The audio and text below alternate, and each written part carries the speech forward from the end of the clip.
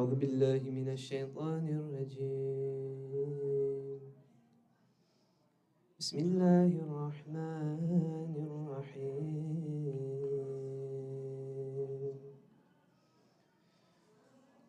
قال أتعبدون ما تنتحون والله خلقكم وما تعملون. قالوا ابنوا له بنيانا فألقوه في الجحيم فأرادوا به كيدا فجعلناهم الأسفلين. وقال إني ذاهب إلى ربي سيهدين ربي هب لي من الصالحين. فبشرناه بغلام حليم فلما بلغا معه السعي قال يا بني إني أرى في المنام أني أذبحك فانظر ماذا ترى. قال يا أبت افعل ما تؤمر ستجدني إن شاء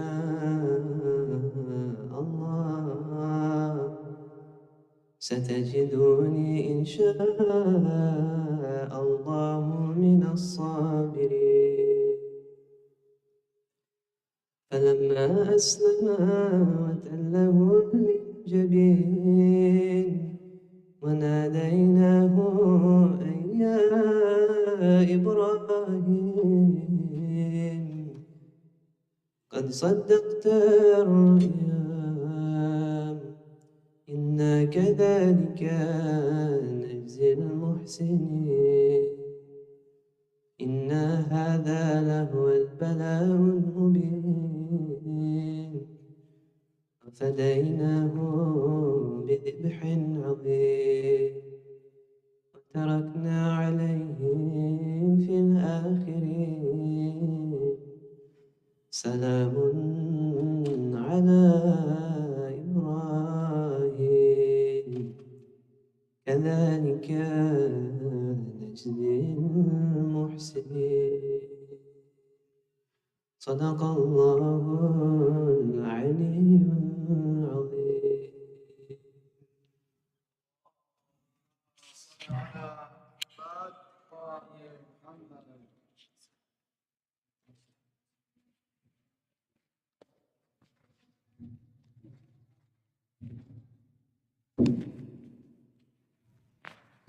Brother Mohsen, for that beautiful recitation. You would help me recite in loud salawat ala Muhammad wa ala Muhammad to invite our dear resident alim, Sheikh Salim. Allah.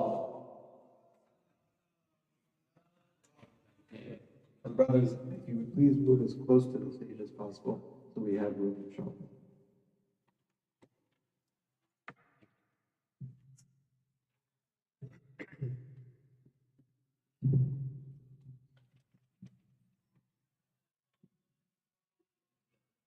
As a gift to the marhumin of the sponsors of tonight's program and all of your deceased relatives of faith and all the deceased believers in the SABA Islamic, let's give them with a recitation of Surah Al-Fatiha.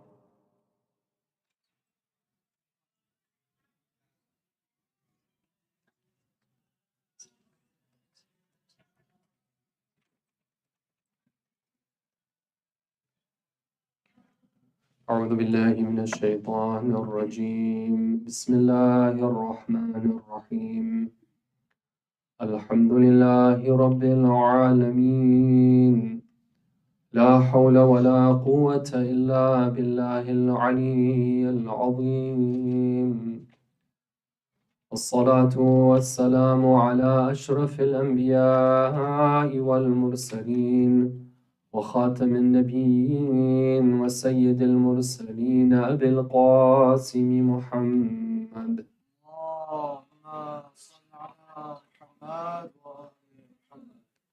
وعلى آل بيته الطيبين الطاهرين المعصومين المظلومين ولعن الله الدائم على أعدائهم أجمعين من ليلتنا هذه إلى قيام يوم الدين. Respected brothers and sisters, tonight we've gathered for commemorating the Shahada anniversary of Imam Ali ibn al-Hussein, Ali ibn Musa al-Rida alayhi salam. We can imagine that in the haram of Imam Rida alayhi salam in Mashhad right now, how many people must have gathered there to say their salam on such a night to their Imam, to the Imam who is buried there. And on this occasion, we express our condolences to the Imam of our time and to all the believers. And these are also the nights that we're mourning and commemorating the martyrdom of our of second Imam Hassan Mustafa alayhi salam and the rihla of our Prophet sallallahu alaihi wasallam. So,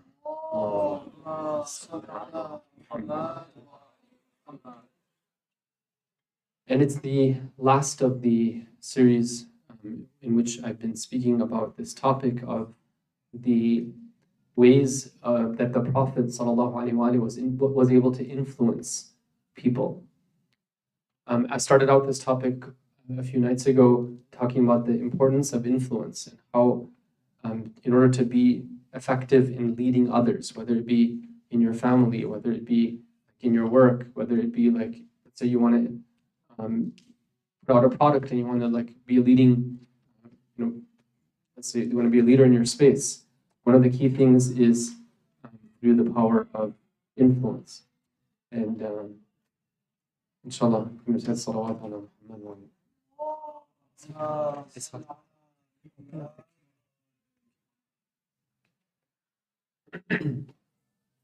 So just to sum up, I know that maybe not everyone was following along in the previous lectures. Very briefly, I just want to mention a couple of things that we talked about. On the basis of the last two ayahs of Surah At-Tawbah, what we see is that Allah is describing our Prophet with some very important adjectives and characteristics. What does he say? He says, لقد جاءكم رسول من أنفسكم عزيز عليه ما عنتم حريص عليكم بالمؤمنين رؤوف رحيم. There has certainly come to you an apostle from amongst yourselves. Grievous to him is your distress. He has deep concern for you, and he is most kind and merciful to the faithful. So, what do we see in the course of these couple of nights that we were exploring this ayah? We saw that one of the keys to success of our Prophet was that he was from and with the people. He had a lot of love for the people. He used to spend time with them. He would be aware of what was going on in their lives. He would notice when somebody was missing. He would go and visit them. He would make it a point to connect with the people around him. And this was a real connection in a way that, they came to know him, he came to know them. We talked about how he would purposefully take different ways to get to his destination in order to see different people along the way. One of the things that our Prophet used to do is that he was really dedicated to ensuring that everyone he was dealing with, that they would be successful. Like he would be really keen on their attaining success. To the point where the Quran uses the word greedy to describe how much the Prophet wanted people to succeed. Now, greedy not in the negative connotation, but somebody who's so concerned with the well-being of other people. This is how our Prophet was. And the thing that we talked about yesterday was that our Prophet had deep empathy for others. Empathy meaning that not just did he feel sorry for when other people were afflicted, he wasn't just saddened when other people suffered, but he lived their suffering with them. He bore when they had burdens, he was bearing those burdens as well. Sometimes he would bear them even more than they would bear them. And this is what this ayah taught us about how the Prophet was. And we saw how the key to him being a empathetic leader was that he would listen well, right? To the point where his nickname was Udhur, right? He was such a good listener, and not just a listening where like you just listen and that's it. No, you're listening. You're really trying to understand what the other person is going through. This is the way our Prophet was. So there's one description that we didn't get a chance to cover, and that's what I want to focus on tonight, which is a very beautiful way of describing the Prophet that Allah uses in the Quran, and I think something that we can all inshallah take some benefit from. And what is that description? It comes at the end of that ayah where Allah Ta'ala says, بِالْمُؤْمِنِينَ رَؤُوفٌ رَحِيمٌ, that our Prophet was extremely kind and merciful to the faithful. He was extremely kind and merciful to the faithful. So it's very important, when we're reading the Quran, when we're reading these ancient texts and we're trying to gain guidance from them, that we don't just suffice ourselves with the translation and say that, okay, I got it, I understand what it's talking about. Because somebody could say that, okay, well, his Prophet was he was really kind. Okay, fine, all right, well, kindness is something which is a virtue that a lot of people, at least, they seem to have it or they claim to have it, right? A lot of different faiths, even people who don't have faith, they talk about the importance of being kind, right? But here, we have to go a little bit deeper and kind of, let's see if we can understand really what is it that's being said here. First of all, Allah uses two adjectives to describe the kindness of the Prophet, Ra'uf and Rahim. What is the difference between these two? Why is there two adjectives being used there? Right? Well, there's a lot of discussion about that. I don't want to go into all the details, but I can just say that there's a lot of emphasis here on the Prophet being super, super kind and merciful. But what I did want to focus on is this part of it, where according to the translation, it says that he was most kind and merciful to the faithful. And in the ayah, it says, بِالْمُؤْمِنِينَ رَؤُوفٌ رَحِيمٌ. Now, if you look at the Arabic of that, it's doing something in Arabic which often is done in the Quran, where when you want to, when the ayah wants to convey a type of exclusivity, it's saying that something is reserved for a particular group of people, then the order gets switched in the ayah. That's what's happened in this ayah right here. Allah could have said that the Prophet is Ra'ufun Rahimun bil Mu'mineen, that when it comes to believers, he's really kind and he's really merciful. But Allah doesn't say that. He says he was bil Mu'minina Ra'ufur Rahim, meaning that the Prophet has a type of kindness and mercy which is exclusively reserved for the believers. Well, does that mean the Prophet wasn't kind and merciful to those who weren't believers?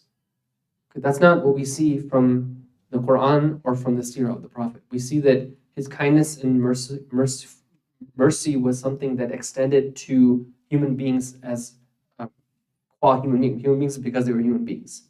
Okay, I'll give you a couple of examples. The Quran tells us that in the famous ayah from Surah Al-Anbiya, Allah says, "A'udhu billahi minash shaitanir rajim, wa ma arsalnaka illa rahmatan lil alamin." That, O Prophet, we did not send you but as a mercy to all the nations, meaning that whoever it is, whatever they come from, whatever tribe they belong to, whatever the country they belong to, the Prophet is mercy to them. There's a story that's told of Abu Dhar. Abu Dhar, when he was in Makkah, he heard about. Sorry, he was not in Makkah. He was in a different town in the Arabian Peninsula, and he heard about what was happening in Makkah. So he asked his brother, I believe his name was Anis. He said, "Anis, can you go and find out what is it that's going on in Makkah? I want to know about this movement. I heard about this prophet. I want to know more about him." So his brother goes and he comes back and he says that, well, I saw that there was a man, his name was Muhammad,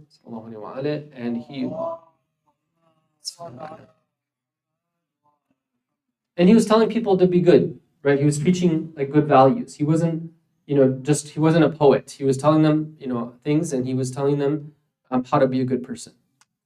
So Abu Dhar, right, when he hears this, he says that, well, that's good, but I need some more information than that. I'm going to go find out for myself. So at that time, he journeys to Makkah, and when he gets there, he's near the Kaaba, which is kind of the central point, and he's waiting to find out if, who this prophet is. Like, how can he meet him? How can he talk to him? How can he hear from him?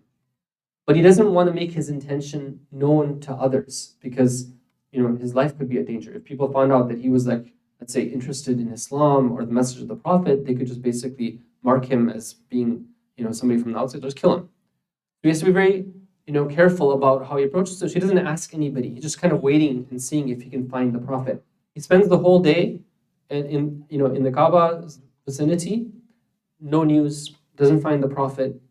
And now he's like, okay, well, what am I supposed to do? So he just kind of decides, I'm going to spend the night here in front of the Kaaba. And at that point, it just so happens, and of course, coincidence, there's nothing like a coincidence, right? It was something that was, part of divine help. Imam Ali alayhi salam comes to that same area. He sees that there's a stranger there, and he tells him that, okay, it seems like you're a stranger, you come from out of town, you need a place to stay, come to my home. So he is a guest at the house of Imam Ali alayhi salam. This is Abu Dhar. The next day, he doesn't tell Imam Ali what he's doing. Imam Ali doesn't ask him any questions, right? He just is a good host, takes care of him. Next day, he goes back, and same thing happens. He's waiting for news of the Prophet. Nothing happens, right? By the end of the day, like, no luck, right? He says, I'm going to just sleep here. And once again, Imam Ali sees that he's there. So he says, that, come back, right? I'll take care of you. Third day, same thing happens. Third night, now Imam Ali goes to him and says, okay, it seems like you're looking for something. Maybe I can help you. And so he developed a certain trust to Imam Ali. So he told him that what he's after. And he's like, okay, I want to see the Prophet, and looking for him. So Imam Ali says, okay, I think I can help you. This is something that I'm there to help you. Like, he doesn't realize who Imam Ali is. So he says that, okay, next day you come with me. Don't worry. If there's anything dangerous that's happening, if I sense any danger, then I'll pretend to pour some water on the ground. And if you see me doing that, that's a sign that you should just split. Right? So Abu Dhar is like kind of content. He's like, okay, we'll be okay. So Imam Ali takes him to meet our beloved Prophet. And after he meets our Prophet, with that, he falls in love with the message of Islam, and he accepts Islam. And Abu Dhar becomes one of the first people to accept Islam. Now, that Abu Dhar, before that fourth day, was not a Muslim. Right? He was one of anybody else.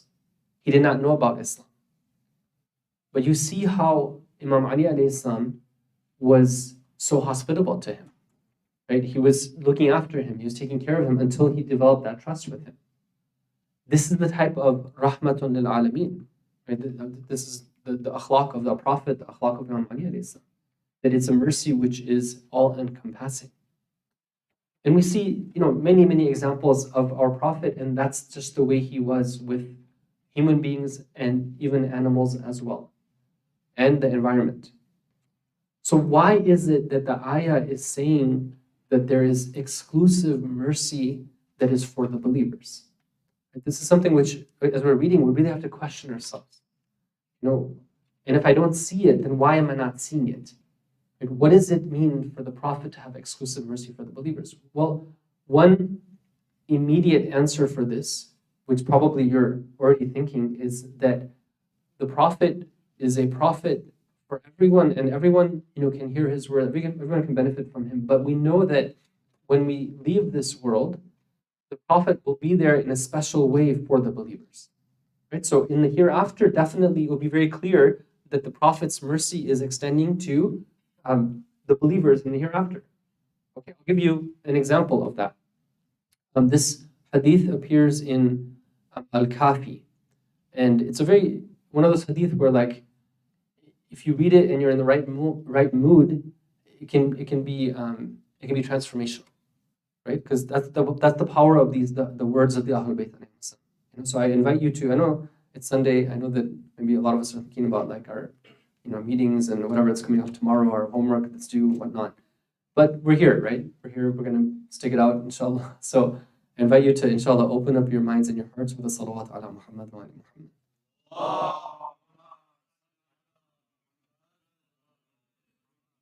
So this is a description about what happens when a believer dies. Okay? And it says here that it's a hadith reported from our sixth Imam alayhi salam. He says that when a person loses the ability to speak, okay, right now, freely we can communicate, but there will come a time, I can guarantee you, there will come a time for every single one of us that we will no longer be able to speak. That permission will be revoked. So when that happens for a believer, Imam Sadiq alayhi salam says that Rasulullah sallallahu alayhi wa alayhi will come to him and Imam Ali alayhi salam will be accompanying him. And one of them will sit to his right and the other one will sit to his left. Now, for a believer who their whole life, like they've been saying salawat, for their whole life they've been longing to perform ziyarah, or they've been going for ziyarah, for their whole life they've been like just beating their chest for Imam Hussein alayhi salam, for their whole life they've been like, contemplating the struggles of Sayyidah Zainab alayhi salam, for their whole life they've been awaiting the coming of the Imam of our time, and so on and so forth. But there could be nothing better at that moment than the presence of these two individuals at that time. Just their presence. But then look at what they are going to tell that person. They're going to say, the Prophet is going to say to him that, he says that whatever you were hoping for, that is in front of you. And whatever that you were scared of, you've left that behind and now you're safe from it. So basically, whatever you are wanting, you're going to be getting it. And then he's going to open up a door of Jannah and he can see that door and what's within, and he will say to him that this is your manzil, this is the place that you're going to be ending up in. This is your Jannah. And then he says, he's going to ask him a question, like, inshallah, all of you, right? Because, inshallah, all of you are the true believers. So he's going to ask you a question. What is he going to say? He's going to say that if you want to go back to the dunya and you can get whatever gold and silver and all the other things in the dunya, then that can happen for you, right? But if you want, you can go forward into the next life, and that person and that believer will respond, La hajata li fi dunya. There is no need for me left in the dunya. Now they're moving forward, right? They knew that this was going to happen. They were actually prepared for it. They were longing for this moment. And now, as they're transitioning into the next world, they're doing so in the company of those who they really were attached to during their time in this world. That gold and silver in this hadith is a symbol for things that other people are attached to, non-believers, meaning people who don't have that iman.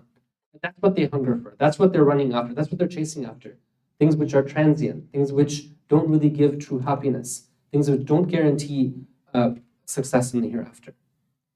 But this believer, yeah, they might have dealt with that, they might have gained it, used it, whatever, because that's part of living, but that wasn't the thing they were hungering after. So they're going to be looking forward to moving on. And the hadith is long, right? It goes into like different details. It explains like different parts about what's going to happen. But one thing that it says, which is very interesting, is that it says that, the person who's asking the question, the person who's talking to Imam Sadiq, and he says that what about the squeezing of the grave, right? Is that going to happen for this believer or not? Because what we know from different traditions is that we're told that, if you want to be scared about something and you want to be prepared for it and you want to avoid some harm might happen to you in the future, do things to avoid the squeezing of the grave, because that's not something which is pleasant. So this companion is asking Imam Sadiq, he said that, okay, it seems like, this person's set, but what about the squeezing of the grave? This companion clearly was somebody who was versed in the teachings of the Ahlul Bayt. So it's very interesting. Imam Sadiq tells him that the ground in which this person is being buried will actually have a voice, and it will tell the believer, it will say that when you used to walk upon me, it was a source of pride for me. And now you will see how I can be kind to you, now that you're entering into me. Meaning that there's no talk about squeezing in the grave or anything, right? We're talking about like how this ground is going to be like the most, better than the best 5-star hotel, right? It's going to be like just, really accommodating that the presence of that believer in that ground. So if we want to answer this question, that how is it that there's exclusive mercy and kindness from our Prophet to the believers? Well, definitely that's seen when somebody leaves this world. But that's not it, right? That's not it. And this is the last point I want to make, inshallah, before we move to the masab tonight. That's not it, because this verse is not talking about just what happens in the hereafter. It's talking about what happens in this world as well. Our Prophet was a special source of mercy and kindness to the believers in this world. In what way? I told Jawadi Amali, may Allah preserve him and give him more tawfiq and ilm. He says something really interesting. He says that if you want to understand this, think about the analogy of a hospital. Okay, there's a hospital where it's open 24 hours. All the services of the hospital are completely free, and the hospital is staffed with the best physicians you could ever find in every single area that you ever want a physician in. Now, there are those who are ill and they know that they're ill, they acknowledge that they're ill, so what do? They go to this hospital and then they get healed. This is the example of the believers and how they benefit from the presence of the Prophet and the Imams after them. They recognize that they have that need and they go to them. But then you have that person who is ill, right? They definitely have some need for healing, but despite knowing about this hospital and that hospital being willing to serve them for free, they're begging them, they're saying, please come, let us heal you, come to us, we're here for you, right? What did they say? They say that I'm in no need of you. And this is what happened during the life of the Prophet. There were so many people who were with the Prophet, but they couldn't even figure out what question to ask of the Prophet. Imam Ali says that they would wait around just, sitting there hoping that somebody else might come and ask a question because they had nothing to ask for themselves. And you gotta wonder that, if you had a chance to sit with the Prophet, how could you not stop asking? Here's somebody who has access to the secrets of the entire universe, the most knowledgeable person to ever walk on this earth, and you don't have a question to ask from him? Then you have the likes of Abu Dhar, the same Abu Dhar that I mentioned, who is running around trying to find the Prophet. What happens later on in his life? How does he benefit from the kindness and the mercy of our Prophet? We find in one famous tradition, it's super beautiful. He says that one day, now this is much later, right? He says one day, it was in Medina. One day in Medina, it was the peak of the noon hour, and I entered into the masjid, and I saw that our Prophet was sitting there with Imam Ali alayhi salam, just the two of them, right? Prophet and Imam Ali alayhi salam. And I didn't see anybody else other than them. So what would you do? What would you do if that happened, right? Maybe we'd be like, okay, well, you know what? Maybe it's a private gathering here or something like that.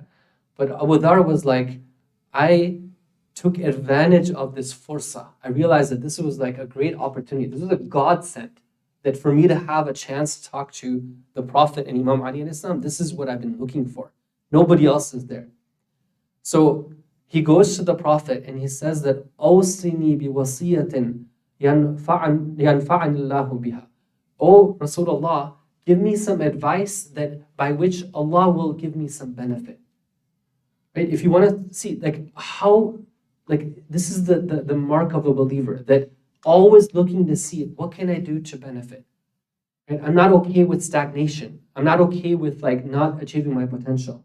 That's the most horrid thing for a believer, to say that I'm good exactly where I am right here. I don't want to advance anywhere further.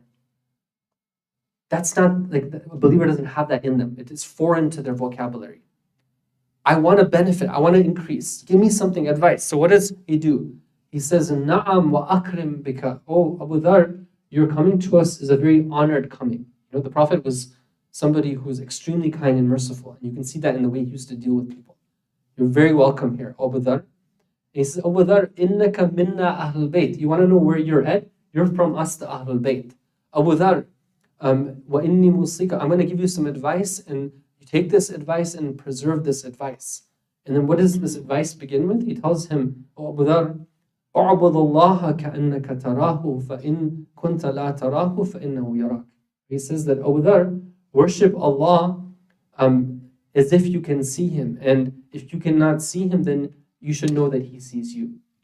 Now, this one line of advice, books upon books have been written about it. Like if you go and like take a book on the spirituality of the Ahlul Bayt alayhim salam, and you look at the topics that are covered there, sometimes actually it's just a commentary on this one hadith, right? Where it goes and the authors will go and they'll talk about how each one of these parts of this statement here are stages in a journey to Allah. Worship Allah as if you can see Him. If you cannot see Him, then you should know that He sees you. Right? And if they don't take this hadith up explicitly, if you look at the topics they cover, it neatly aligns with what this hadith is talking about. Imagine, right, that Abu Dharr is presented with this jewel of advice right here. And there were others who would be like, I don't know what that means, right? I don't know, like, or they wouldn't even be keen on hearing. They'd be like, whatever, right? Like, when's the next war we're going to fight, and we can, benefit from that, right? These type of things. And you have the people like Abu Dharr who are aspiring for that high level. So this is where I want to conclude in terms of talking about this ayah, that the last characteristic of the ayah is very, very important and very powerful, that how our Prophet was able to influence others was by offering this type of kindness and mercy, but it was only accessible to the people who wanted it from him. And I think there's a deep lessons for all of us from that. Tonight is the Shahada anniversary of the Imam who is known as Al-Imam Ar-Ra'uf. This ayah talks about the Prophet being Ra'uf Ar-Rahim, the one who is extremely kind and merciful. And tonight we're talking about the Imam who is known as the Imam who is extremely kind. I was reading something very eye-opening for me. It was about one of our greatest scholars. May Allah have mercy on his soul, Allama Tabatabai. Allama Tabatabai spent a lot of time in Mashhad. And he was quoted as saying something. He said that all of our Imams were ma'asum, and all of them were ra'uf. All of them were deeply compassionate. But the compassion of Imam Rida alayhi salam is something that is zahir, meaning it's something which was apparent. When you study the life of Imam Rida alayhi salam, you see somebody here who was most truly a compassionate Imam. Right? In every one of his dealings, and the way his mannerisms, his character, is filled with compassion. And Allama Tabatabai, he says that if you go to the haram of Imam Rida alayhi salam, everywhere you look, everywhere you go, it's as if that compassion is raining down upon you. And I think those who have had that tawfiq and that opportunity to go for the ziyarah of Imam Rida alayhi salam, that it's a special place. Right? Like, I used to wonder, that, here in America, people long for vacations to take their family to like Magic Kingdom or like, Universal Studios or this or that, right? That's kind of like their holiday, the dream holiday. And when I would be there, I would see that, families would come, from different parts of the world, and they would come to, the haram. There's no Ferris wheels there. There's no amusement parks. There's no like cotton candy, right? But there's something which is truly like and just an amazing experience, just amazing. And I think Allah, when He says like it's raining down upon you, the compassion of the Imam, it's something which is definitely it's palpable. It can be sensed there. Before I move to the Masab, I just want to quote one story. This is again from Allama Tabatabai. They say that one of his students reports this. He says that back in the days, for some time, I would go to do the ziyarah of Imam Rida alayhi salam, and I would go, but I wouldn't have the courage to actually enter into the proximity of the dhurri of Imam Rida alayhi salam. So I would just go on the outside, and from outside, I would just do ziyarah. So one time I was doing this, and I felt a hand on my shoulder, and I saw that, when I looked around, I saw that it was Allama Tabatabai, my teacher. And with a very kind voice, he asked me, like, what am I doing? So I said that, look, I'm a sinner, right? I'm so unworthy, right? Someone like me doesn't deserve to go to someone like him and to like really go and ask something and pretend that I'm like but all holy and everything like that, right? I'm good here from the outside. I'll do my ziyarah. So Allama Tabatabai, he told me, he says that you're thinking about it incorrectly. Think about it like this. Imam Rida alayhi salam has a clinic of healing. Right? He's there to solve the problems. If you think that you should go there when you don't have problems, you've missed the point. Right? The point is that you go there with your problems and you allow him to heal you.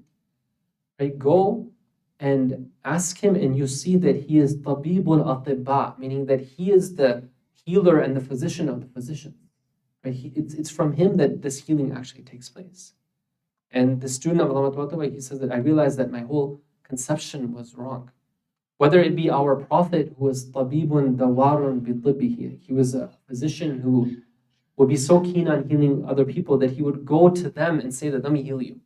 Right? Or whether it be Imam Rida alayhi salam, or whether it be the Imam of our time, this is the type of compassion that they have for others. And inshallah, this is the type of night for us to present ourselves to them and to seek their intercession, no matter what our state is, right? And really know that we're talking to the people who are the healers, who are just waiting for that patient to come to them.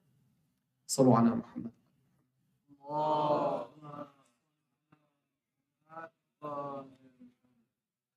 Sallallahu alayka ya Ali ibn Musa Rida. أيها الرضا يا ابن رسول الله يا حجة الله على خلقه يا سيدنا ومولانا إنا توجهنا واستشفعنا وتوسلنا بك إلى الله وقدمناك بين يدي حاجاتنا يا وجيها عند الله اشفع لنا عند الله. We ask you, Imam Rida, on this night, be our intercessor to Allah. We present our needs, our grave needs to you.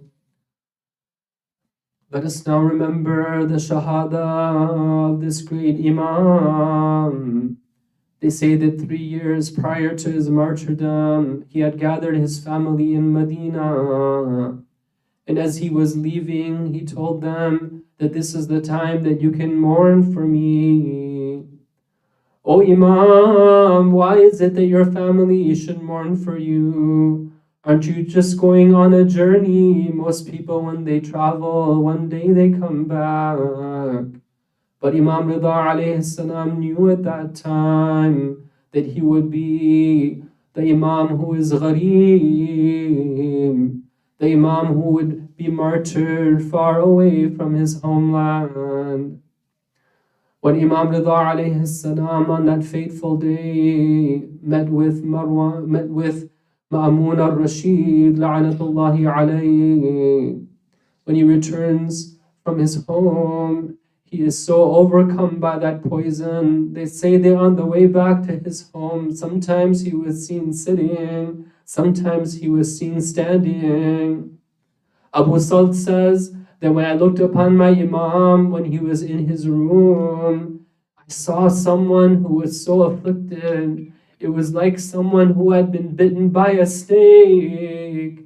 The poison was going through his body. The pain had overcome him.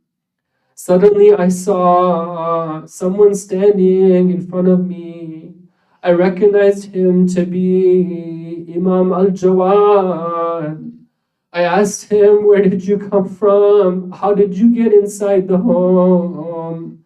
He tells me that Allah, the one who brought me here from Medina, is the one who can bring me inside your home, the home of my father.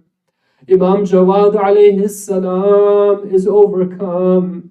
He sees his father in this pain. It has been 3 years since he saw him.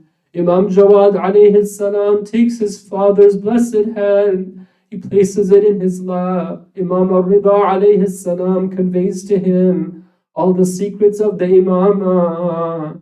It is in this state that the Imam alayhi salam breathes his last. But even though this Imam is ghareeb, he had only his son and his companion with him at that time. Definitely he was ghareeb. Definitely he was a stranger in the land he was in. But we have to remember the other Imam who was ghareeb, and we can ask ourselves, what does it mean to really be ghareeb? When Imam Hussein alayhi salam is lying on the ground, some say for hours, what does he want from the people around him? All he wants is some water, but they refuse to give him any water to drink. What does the Imam want for them? All he wants for them is to accept him and to listen to his words of guidance, but instead they turn away from him. Who is the one who is ghareeb? When Shimr la'natullahi alayhi comes onto the back of the Imam, comes onto the chest of the Imam, what does the Imam say? Who are you? Don't you know you have mounted a very great place? Who is the one who is ghareeb? When Shimr takes the beard of the Imam in his hand, the only one to defend him is his sister, who is crying out to Umar ibn Sa'ad, "Oh Umar, will you look upon Abu Abdullah and will you do nothing?" The only answer that Umar ibn Sa'ad can give to her is to look away with those tears streaming down from his face.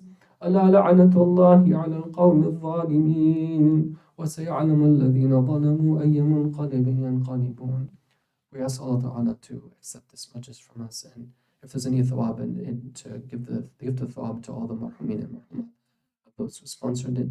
We ask Allah Ta'ala to make us be those who, inshallah, follow the seerah of the Prophet and seek his special mercy and guidance, and the special mercy and guidance, and the special love and mercy of the Ahlul Bayt, especially the Imam of our time in all of our lives. Sallallahu ala Muhammad wa alihi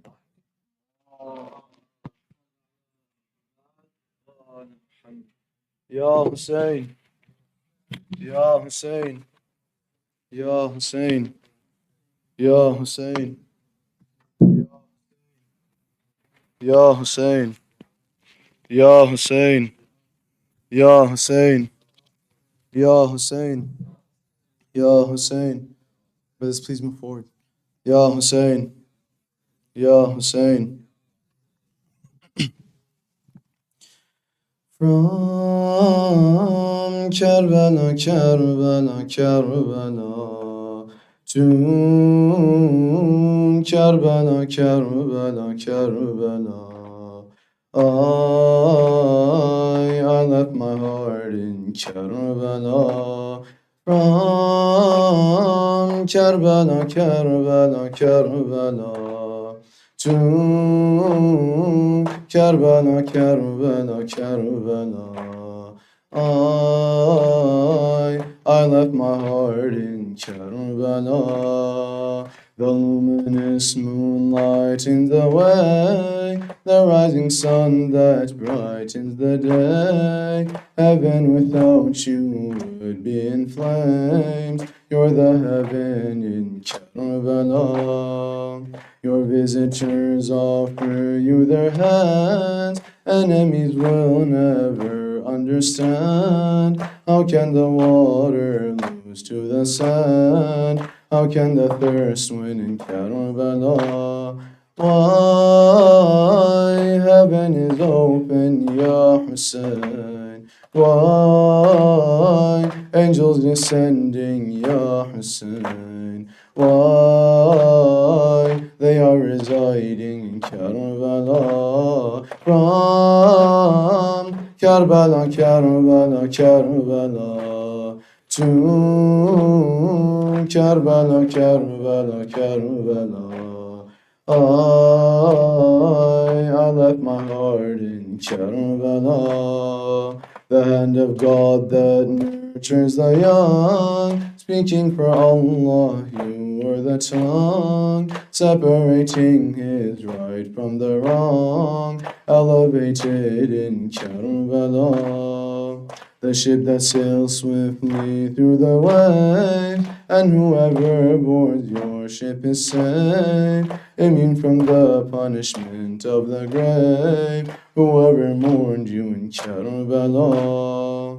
When will we meet again, Ya Hussein? When under your dome will I grieve again?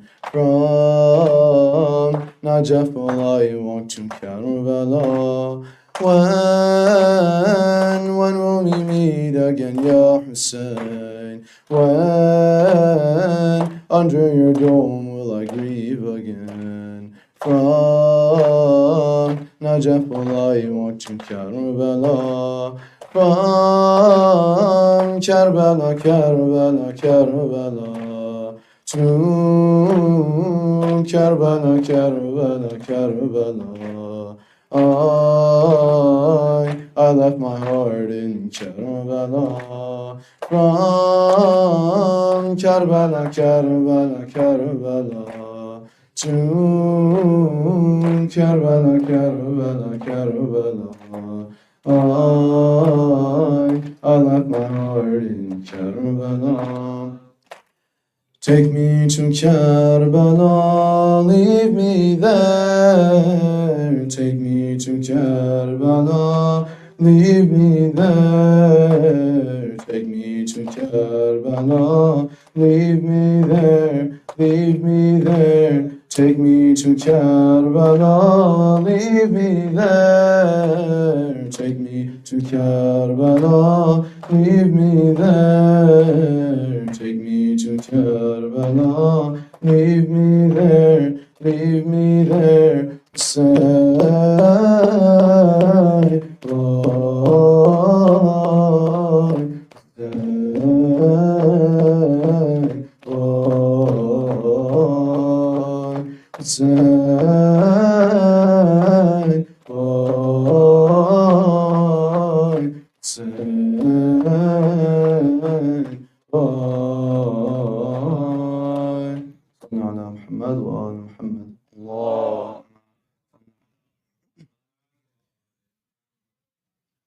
السلام عليك يا رسول الله، السلام عليك يا فاطمة الزهراء، السلام عليك يا أمير المؤمنين وابن سيد المصين، السلام عليك يا حسن المجتبى، السلام عليك يا أبا عبد الله، السلام على الحسين وعلى علي بن الحسين وعلى أولاد الحسين وعلى أصحاب الحسين، خصوصا أبو غلفة العباسي ورحمة الله وبركاته. السلام عليك يا علي بن الحسين ومحمد بن علي وجعفر بن محمد وموسى بن جعفر وعلي بن موسى ومحمد بن علي وعلي بن محمد والحسن بن علي. السلام عليك يا صاحب الزمان، عجل الله تعالى فرجه الشريف وسهل الله تعالى مخرجه وظهوره وجعلنا من أعوانه وأنصاره. السلام عليكم ورحمة الله وبركاته. اللهم صل على محمد.